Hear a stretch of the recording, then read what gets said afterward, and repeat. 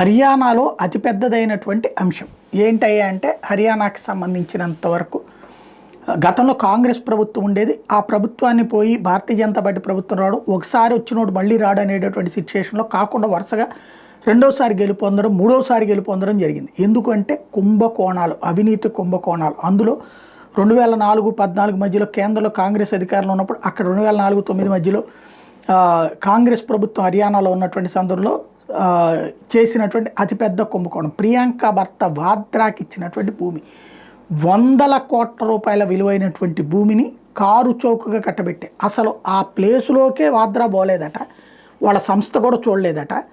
కానీ అతనికి చీఫెస్ట్ రేటుకి భూమి కేటాయించింది. అతను అందులోకి అడుగు పెట్టకుండా ఇంకొకరికి అమ్మేసుకున్నాడు. దీని మీద ఓ పక్కన దర్యాప్తు జరుగుతుండగా కోర్టుకి భారతీయ జనతా పార్టీ గవర్నమెంట్ ఇచ్చిన లెక్క ఏంటంటే 2 కోట్ల రూపాయల విలువైనటువంటి ల్యాండ్ని 2 రూపాయలకి ఇచ్చారట. 2 రూపాయలకి 2 కోట్ల విలువైనటువంటి ఇదే 2 కోట్ల రూపాయల విలువైనటువంటి భూమిని ఇచ్చారట. ఇలాగా మొత్తం దోచిపెట్టారు అన్నటువంటి లెక్కని రాసిచ్చింది కోర్టు. మరి ఏం తీర్పు చెప్తుందో చూడాలి.